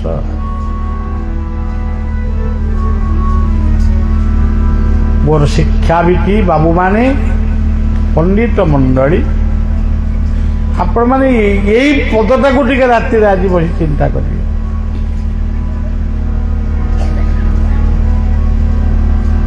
ତେଣୁ ସମୟ ଆସିବ ଏଇ ଯୋଉ ବଳ ବୋଲି ଆପଣ କହୁଛନ୍ତି ସେ ବଳଟି କ'ଣ? ଆଉ ତା କହିଲେ ବଳଟି କ'ଣ? ଆମର ଏଠି କିଛି ମା ମାନେ ବାବୁ ମାନେ ପଡ଼ିବେ, ଦେଖୁ ଦେଖୁ ମୋ ମନ ଖରାପ ହେଇଯିବ। କାହିଁକି? ସେମାନେ ଗୋଡ଼ ଆଣ୍ଠୁ ଗୁଡ଼ାକ ଆଉ ଚାଲୁନି, ବଡ଼ କଷ୍ଟ ପାଉଛି। ମୁଁ ପ୍ରଭୁଙ୍କୁ ଡାକୁଛି ସେ ରୋଗକୁ ସେ ହଠାତ୍ ଉଠାନ୍ତୁ। ଗୋଟେ ସତ୍ସଙ୍ଗ ହେଲେ ଏଠି ଗୋଟେ ଚେୟାରର ବ୍ୟବସ୍ଥା ରଖିଛନ୍ତି ବୋଲି କିଛି ଲୋକ ଆସି ଖୁସିରେ ଟିକେ ବସୁଛନ୍ତି, ଟିକେ ପଡ଼ିଆ ପାଖରେ ବସୁଛନ୍ତି।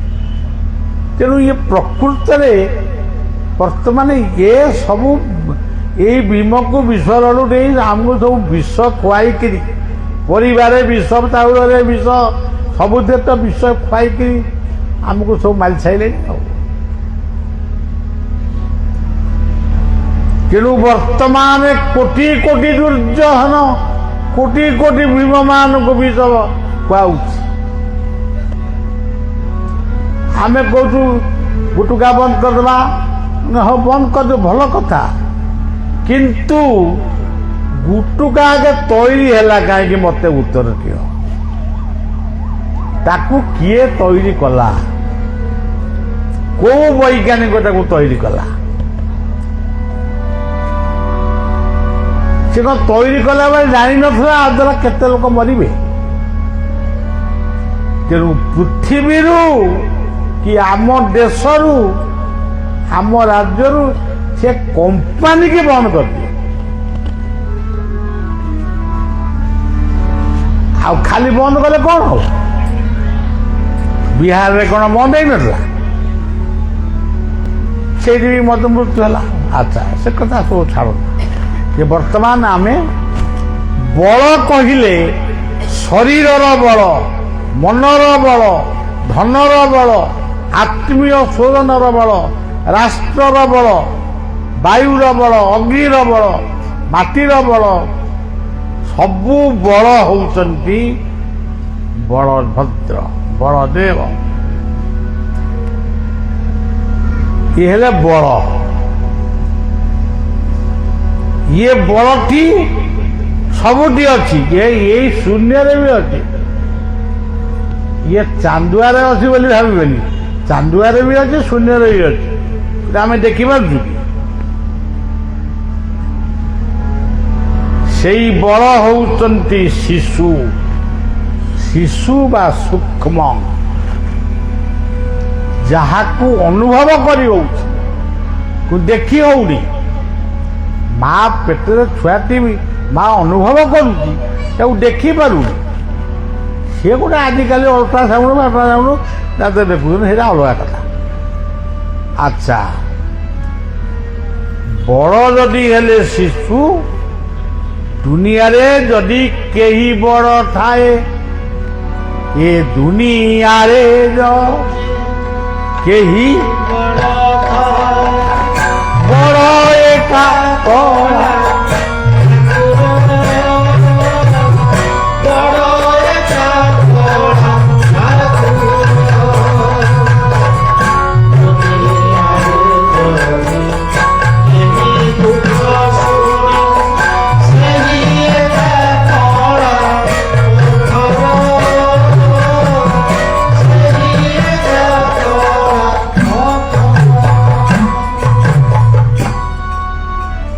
ଜଗନ୍ନାଥ ତ ଆମର କାଠରେ, ଏଠିକୁ ନା ବୋଲେ କବି କ'ଣ ଲେଖିଲାଣି ପଥର, ତାପରେ ଗଞ୍ଜେଇ ଫଞ୍ଜେଇ ଖାଇଥିଲା କି କ'ଣ ଲେଖିଦେଇଛି ଆଉ। ନାହିଁ, ଏଇ ବଳଭଦ୍ରଙ୍କର କଥାକୁ ସେ କହିଛି।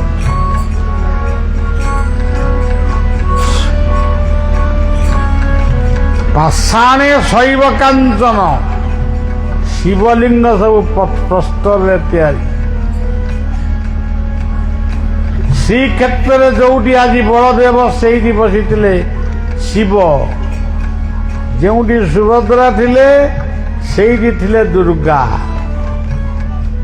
ଜଗନ୍ନାଥ ତାଙ୍କର ଏକୁଟିଆ ବଇଥିଲେ ତଡ଼ିବାମ ନେଇ। କାଷ୍ଠ ପାଷାଣ ତରୁଟୁଣେ, କାଠରେ ତିଆରି କାଳିଆ, ପାଷାଣରେ ତିଆରି ବଳିଆ।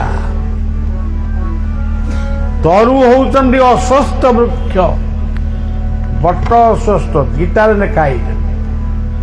ତୃଣ କହିଲେ ଦୁବ ଠାରୁ ତୁଳସୀ ପର୍ଯ୍ୟନ୍ତ, ଏ କ୍ଷେତ୍ର ହଉଛି ତୁଳସୀ କ୍ଷେତ୍ର। କାଷ୍ଠ ପାଷାଣ ତରୁ ତୃଣେ ବସନ୍ତି ଶରୀର ପ୍ରଭା। ତେଣୁ ଏଠି ଦେବ କହିଲେ ସେ ହଉଛନ୍ତି ଅନନ୍ତ, ଏକମାତ୍ର ଦେବ ଶ୍ରେଷ୍ଠ ହଉଛନ୍ତି ଅନନ୍ତ।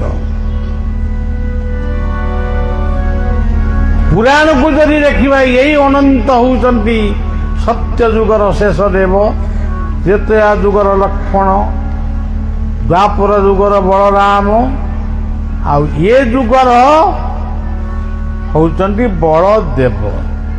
ପୁଣି 500 କେତେ ବର୍ଷ ତଳେ 30 ବର୍ଷ ତଳେ ନା କ'ଣ ଆଇଥିଲେ ନିତ୍ୟାନନ୍ଦ ମହାପ୍ରଭୁ ବଳଦେବଙ୍କ ଶକ୍ତିରେ, ଯୋଉଥିପାଇଁ ଆମେ କରୁଛେ ଭଜ ନିତାଇ ଗୌର ରାଧେ ଶ୍ୟାମ ଜପ ହରେ କୃଷ୍ଣ ହରେ ରାମ।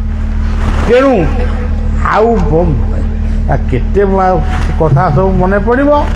ତେବେ ବ ହଉଛି ବ ବିନା ଦୁନିଆରେ କିଛି, ସବୁ ବ। ଜଗତ ହଉଛି ବ, ସର୍ବଂ ଖଲୁଦଂ ବ୍ରହ୍ମ। ଜଣେ ଗଲେ ଗୁରୁ କରିବା ପାଇଁ ଜଣକୁ, ସେ ନାମଦେବଙ୍କ କଥା ମୁଁ କହୁଛି, ଏକନାଥ ଗଲେ, ଇଏ ତାଙ୍କର ଦିନ 11ଟା ପର୍ଯ୍ୟନ୍ତ ଶୋଇଛନ୍ତି। ଦିନ 11ଟା ପର୍ଯ୍ୟନ୍ତ ଶୋଇଛି, ଆକୁ କ'ଣ ମୁଁ ଗୁରୁ କରିବି? ଫେରି ଯାଉଥିଲେ, ତାଙ୍କ ଗୋଡ଼ଟା ଶିବଲିଙ୍ଗ ଆଡ଼କୁ ଅଛି। ଇଏ ଫେରି ଆଇଲେ, ଇଏ ଉଠିଲେ ଆଉ ଓ ବାବୁ ଶୁଣ ଶୁଣ କୁଆଡ଼େ ଆଇଥିଲ? ଏଇଟା ମହାରାଷ୍ଟ୍ରର କଥା, ସତ କଥାଟା। ମୁଁ ଆସିଥିଲି ଆପଣଙ୍କୁ ଗୁରୁ କରିବି। ନା କ'ଣ ଅସୁବିଧା ହେଉଛି? ଆସୁନା, ଆସ, ମୁଁ ମତ ଦେବି ଆଉ କ'ଣ।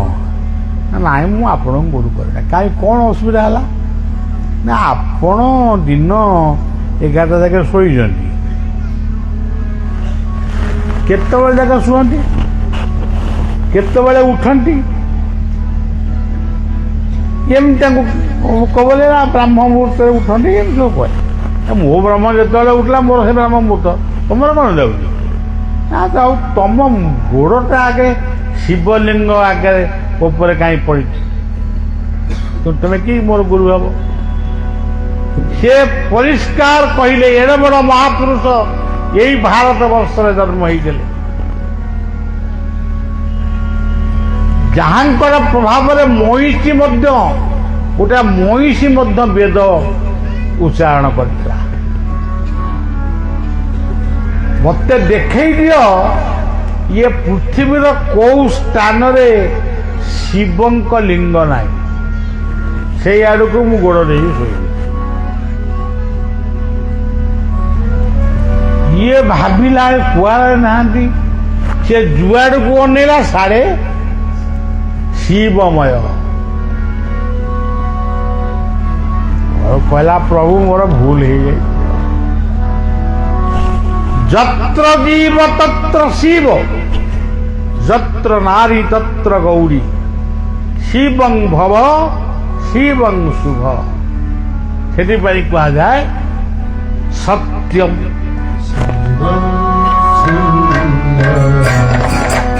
ସତ୍ୟଂ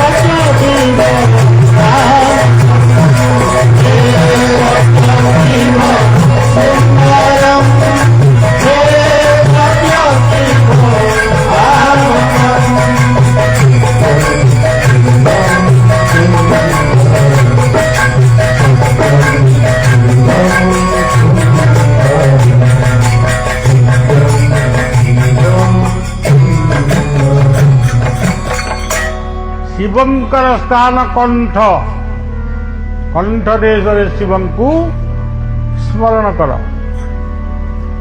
ଆଚ୍ଛା, ଏଠି ବଳଦେବ ହଉଛନ୍ତି ସ୍ୱୟଂ ଶିବ। ସେ ଶିବ ରୂପରେ ଥିଲେ, ଏବେ ବି ଅଛନ୍ତି। ତେବେ ବଳଦେବ କହିଲେ ଶିଶୁ ଅନନ୍ତ। ଆମେ ଯୋଉ ଗୋଟେ ନାମ କରିବୁ, ନୂଆ ଗୋଟେ ଜାଗାରେ ନାମ ହେଲା, କହିଲେ ଏଇଟା ତ ଚାରି ଯୁଗରେ ଏ ନାମ ନାହିଁ। ଏତେ ବଡ଼ ପଣ୍ଡିତ ଇଏ, ଚାରି ଯୁଗ କଥା କହିସାରିଲାନି। ମୁଁ ତ ଗୋଟାଏ ଯୁଗରୁ 50 ବର୍ଷ ମଧ୍ୟରେ କହି। ତେଣୁ ସଜ୍ଜନ ଖଣ୍ଡନ ମଣ୍ଡନ ତ କଲେ ସବୁ କଥା ଏମିତି ଗଣ୍ଡଗୋଳିଆ ହବ। ତେବେ ନାମରେ ଶ୍ରଦ୍ଧା, ଜୀବରେ ଦୟା, ଲୟ ରଖ। ଯୋଉଠି ଥାଅ ଲୟ ସେଇଠି ଥାଉ, ଲକ୍ଷ୍ୟ ଲୟ ବିଚ୍ୟୁତ ଯେମିତି ନ ହଉ। ଆଜି କାଳିଆ, କାଲି ବଳିଆ, ପର୍ଣ୍ଣ ହଳିଆ, ତାପନ ଚାଲିଆ, ସେମିତି ନୁହଁ। ବର୍ଜ୍ୟାବେଶ ମନୋରେ ମାନ ହିତଯୁକ୍ତା ଉପାସ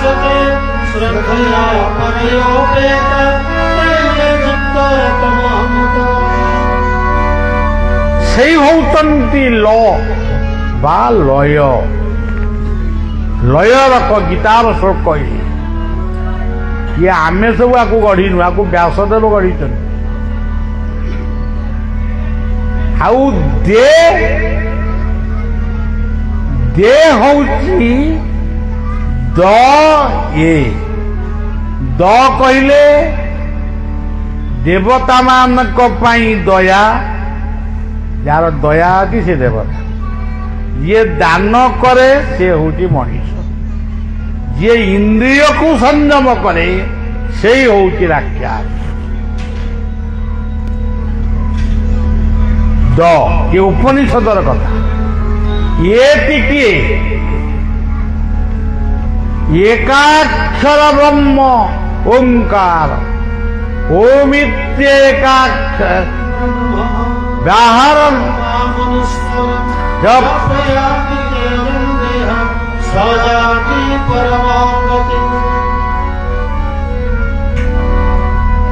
ତେଣୁ ସଜ୍ଜନ କଣ ଆମର ଆଉ ଦରକାର? ଆମେ ଏତେ ଗୁଡା କଥା ଭିତରେ ପାଇଲେ, ଏତେ ଆଡେ କଣ ଯାଉଛ? ହଁ ଯାଅ, ସବୁଠିକି ଯାଅ। ସେ ମଦ ଖଟି ବେଶିଆ ବାଡି, ସେ ଅମୁକ କଥା ନମକ କଥା, ମଦ ଖାଟି ବେଶିଆ କଥା କଣ ଆପଣ କହିବେ? ଆଜି ବାହା ହଉଛନ୍ତି, କାଲି ସ୍ତ୍ରୀ ମାରି ଦଉଛି ସ୍ୱାମୀକୁ, କୋଉଠି ସ୍ୱାମୀ ମାରି ଦଉଛି। 15 ଦିନ ଭିତରେ ମରାମରି, ମର୍ଡର। ସେ ମରାମରି ନୁହଁ, ପୁରା ମର୍ଡର। ବାବୁ, ଇଏ ଯୁଗରେ କେମିତି ଆମେ ରହିବା? ମୁଁ ତ ସବୁବେଳେ ପ୍ରାର୍ଥନା କରୁଛି, ଯୋଉଠି ଶାନ୍ତି ଅଛି ମତେ ସେଇଠିକି ନିଅ। ଆଉ ମତେ ଇଏ ପୃଥିବୀ ଆଉ ଭଲ ଲାଗୁନି। ତେଣୁ ସଜ୍ଜନ, ଏମିତି ଦିନେ ସମୟ ଆସିବ, ସେଇ ଭାଗବତର କଥା ସତ୍ୟ ହବ। ଅନନ୍ତ ମୁଖୁ ଅଗ୍ନି ଦହି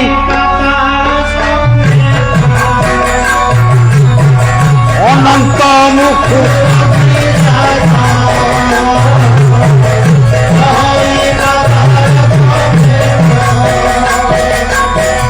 ଦହନ ଅନ୍ତେ ମେଘ ମିଳନ୍ତି ଗଗ ହତବ ସବର ସନ୍ତି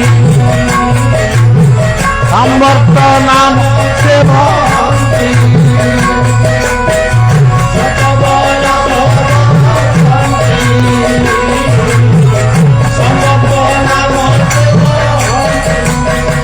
দ্বাদশ সূর্য সূর্যে রয়ে রমাণ ঐরাবত রমাণ ঐরাবত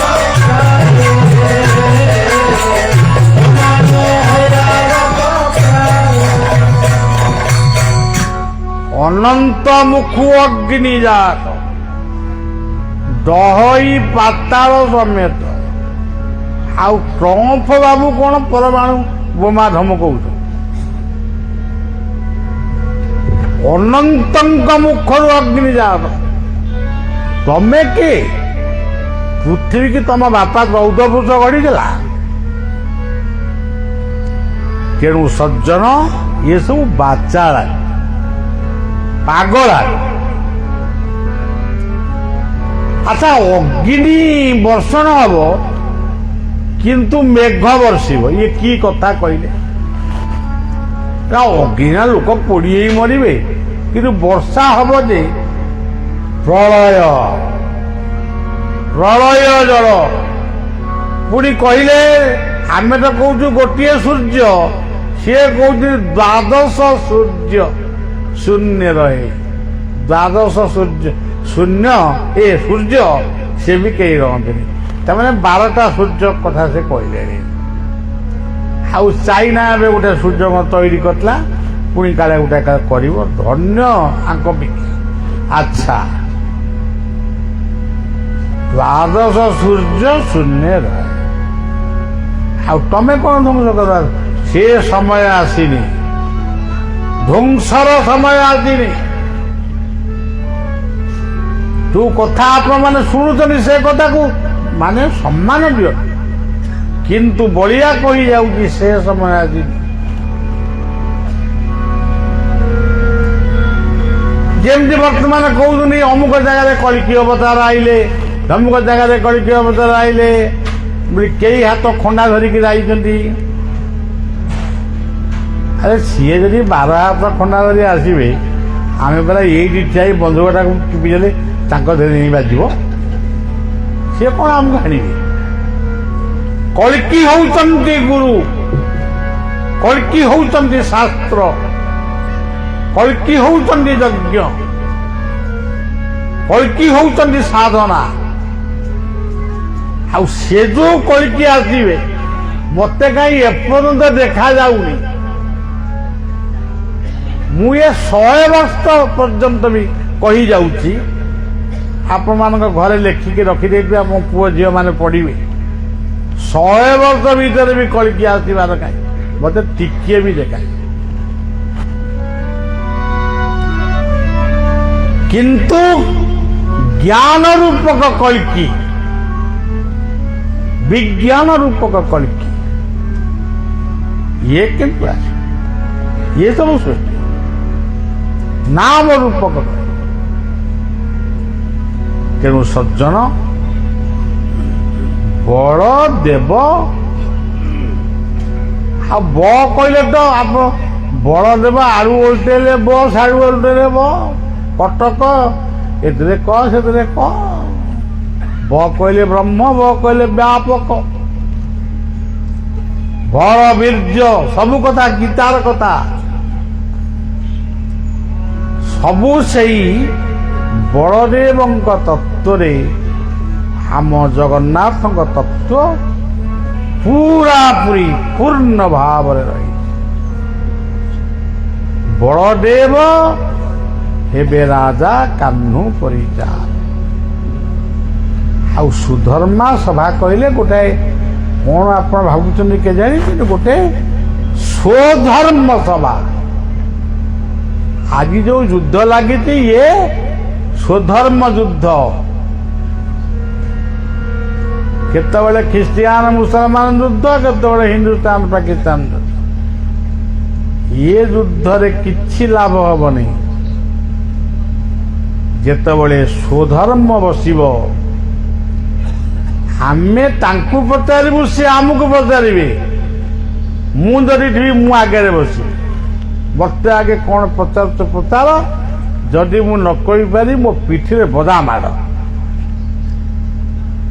କିଏ ପ୍ରକୃତରେ କିଏ ଭୁଲ କହୁଛି, କିଏ ଠିକ କହୁଛି? ତମେ କାହିଁକି ଏତେ ଧର୍ମ ସୃଷ୍ଟି କଲ? ନାନା ମତ ମୁନିରଶ୍ଚ ମତ ବିଭିନ୍ନ କାହିଁକି ସୃଷ୍ଟି କଲ? ତେଣୁ ସଜ୍ଜନ ଏଇ ସବୁ କଥା ମୁଁ ଗର୍ବରେ କି ଅହଙ୍କାରରେ କି କେବଳ ଜ୍ଞାନ ରୂପକ ଏସବୁ କଥାରେ ମୁଁ କିଛି କହୁନି। କାରଣ ମୁଁ ମୋର ଆଧ୍ୟାତ୍ମିକ ଜୀବନ କେତେ ବର୍ଷ ହେଲାଣି, ମୋର 70 ବର୍ଷ ନା କେତେ ହେଲାଣି, ମୋତେ 50 ବର୍ଷ 60 ବର୍ଷ ହେଲାଣି ମୁଁ ଖାଲି ଆଧ୍ୟାତ୍ମିକ କାର୍ଯ୍ୟ କରୁଛି। ଏ ଆଧ୍ୟାତ୍ମିକ କାର୍ଯ୍ୟରେ ମୋର କ'ଣ କିଛି ଅନୁଭୂତି ନାହିଁ? ତମେ ଯିଏ ଯାହା କହିବ ମୁଁ ହଁ ମାରିବି। ତେଣୁ ମୋର ଦରକାର ସମନ୍ୱୟ। ଆସ ସମସ୍ତେ ଆମରି ସେଇ ମନ୍ତ୍ରକୁ ଆମେ ପଢ଼ିବା। ସହନା ଭବତୁ ସହନୌ ଭୁନକ୍ତୁ ସହ ବୀର୍ଯ୍ୟଂ କରବାବହେ ତେଜସ୍ୱିନାବଧୀତମସ୍ତୁ ମା ବିଦ୍විଷାବହେ। ଓମ୍ ଶାନ୍ତି ଶାନ୍ତି ଶାନ୍ତି। ତେଣୁ ସେ ରତ୍ନ ସିଂହାସନରେ ସିନା ବଳଦେବ ଜଗନ୍ନାଥ ସୁଭଦ୍ରା ସବୁ ପାଉଛନ୍ତି। ଆମ ଘରେ ତ ସ୍ୱାମୀ ସ୍ତ୍ରୀ ଏକାଠି ଖାଉନାହାନ୍ତି, ଆଉ ଶାଶୁ ବୋହୂ ତ ଏକାଠି ଖାଉନାହାନ୍ତି, ଆଉ ବାପ ଖାଉଛି 10ଟା ବେଳେ, ପୁଅ ଖାଉଛି 12ଟା ବେଳେ। ଆଉ ତେଣୁ ଆମେ କ'ଣ ଖାଲି ଶ୍ଳୋକ ଗୁଡ଼ାଏ ମୁଖସ୍ଥ କରି କ'ଣଟା କରିବା? ତେଣୁ ବୁଝୁ ନ ବୁଝୁ ପଢ଼ ଗୀତା, ରୁଚୁ ନ ରୁଚୁ ଖା ଗୀତା। ଗୀତା ଯଦି ଆମେ ପଢ଼ି ନ ପାରୁଛେ, ଭାଗବତ 11 ସ୍କନ୍ଧ ପଢ଼ିଲେ ବି ବହୁତ କଥା ହବ। କିନ୍ତୁ ଇଏ ମୁଁ ସେ ଏ ଯେଉଁ ପ୍ରକାର ତୁ ତା ରେ ରା ଏଗୁଡ଼ାକରେ କିଛି ମୂଲ୍ୟ ନାହିଁ। ହଉ ସଜ୍ଜନ, ଏମିତି ଆସିଲି।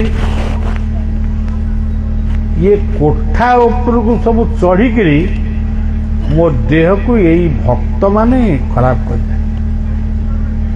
ମୁଁ ଆଜି କେମିତି ବଳିଆ ଶକ୍ତିରେ କହୁଛି ନା, ଆଉ କାଲି ମଧ୍ୟ ମୁଁ ଅଳ୍ପ କହୁଥିଲେ ପାଣି ଟିକେ ପିଉଥିଲି। ଏମାନେ ସବୁ କେବଳ କେମିତି ଉପରେ ଘର କରିବେ, କାରଣ ଏଇ ଉପରକୁ ଯିବେ।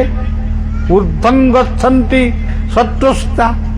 ମୁଁ କିନ୍ତୁ ବର୍ତ୍ତମାନ ଆଉ ଉପରକୁ ଯିବିନି, ମୁଁ ବୋଧେ ତଳକୁ ଯିବି, ମାନେ ମାଟି ତଳେ ପଶିବି ସମାଧିରେ। ତେଣୁ ମୁଁ ଯୋଉଠିକି ଯିବି ତଳେ ମୋତେ ରଖିବ। ତେଣୁ ଏଠି ତଳେ ରଖିଥିବାରୁ ମୁଁ ତାଙ୍କୁ ଧନ୍ୟବାଦ ଦେଉଛି। କଥାଟି ଏଇଠି ରହିଲା ଏବଂ ସେ ପ୍ରଭୁଙ୍କ ପାଦ ତଳେ ନିଜକୁ ସମର୍ପଣ କରି ଆପଣମାନଙ୍କର ମଙ୍ଗଳ କାମନା କରି, ଆମର ମଙ୍ଗଳ ହଉ ନ ହଉ ସେଗୁଡ଼ା କିଛି ଆମର ଦରକାର ନାହିଁ। ଆପଣମାନେ ଶାନ୍ତିରେ ରୁହନ୍ତୁ, ଆମେ ସୁସ୍ଥ ରହୁ, ଶାନ୍ତିରେ ବଞ୍ଚୁ, ଏତିକି ପ୍ରାର୍ଥନା କରି ମୋର କଥାକୁ ବିଶ୍ରାମ ଦେଉଛି। ଏ ନାମ କରିବା।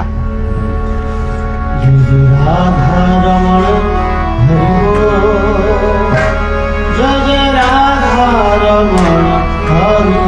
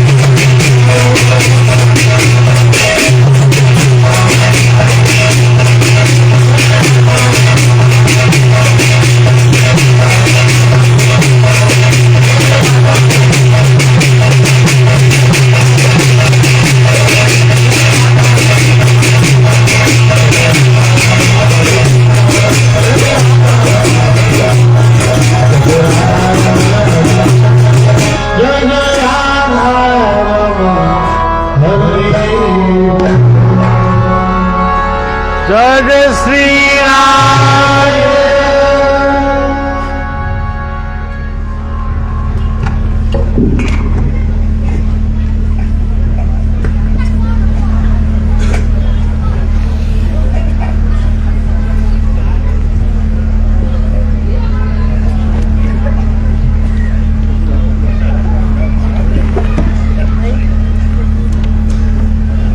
कौन